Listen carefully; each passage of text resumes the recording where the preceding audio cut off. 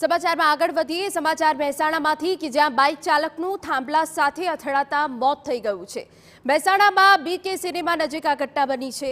સ્પીડમાં જતો bullet bike ચાલક હોર્ડિંગના થાંભલા સાથે અથડાયો। એ સીસીટીવી ફૂટેજ અમે તમને બતાવી રહ્યા છે કે જ્યાં સ્પીડે વધુ એક વખત સ્પીડે જીવ લીધો છે। થાંભલા સાથે અથડાતા ચાલકનો હાથ કપાયો। 31મી રાત્રે મિત્રો સાથે ફરીને પરત ઘરે જતો હતો। જો કે બુલેટની સ્પીડ વધુ હોવાના કારણે આ અકસ્માત સર્જાયો છે। સ્પીડમાં જતા બાઇક ચાલકનું મોત, બાઇક પાછળ બેઠેલ યુવક ઈજાગ્રસ્ત। સંવાદદાતા મનીષ મિસ્ત્રી વધુ વિગત આપી રહ્યા છે। મનીષ, પૂરી વિગત।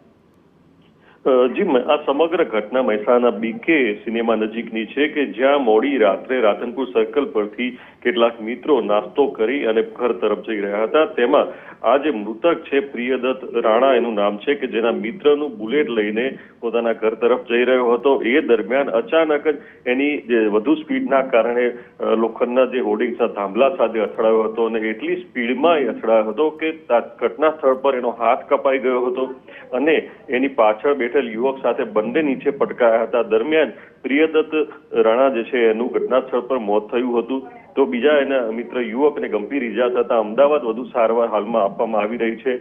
આ સમગ્ર ઘટનાની એના મિત્ર જ્યારે જેની પાસેથી બુલેટ લીધું હતું એની જાણ થતા તે પણ ઘટના સ્થળે દોડ્યો આવ્યો હતો અને સારવાર માટે પહોંચેલ યુવકને ત્યાં હોસ્પિટલે પહોંચ્યા હતા। ઉલ્લેખનીય છે કે વધુ સ્પીડના કારણે એ ના થાંભલાની બાજુમાંથી બાઇક જઈ શક્યો કે ના બ્રેક મારી શક્યો અને આ સમગ્ર ઘટના બની, એટલે કે કહી શકાય કે ઓવર સ્પીડનું પરિણામ મોત થયું છે। જી બિલકુલ, ઓવર સ્પીડનું પરિણામ જે સીસીટીવી ફૂટેજમાં સ્પષ્ટ જોઈ શકાય છે, જેમાં એક યુવકનું મોત થયું છે અને પાછળ બેસેલા યુવક ઈજાગ્રસ્ત થયો છે, જેને સારવાર માટે અમદાવાદ લઈ જવાયો છે।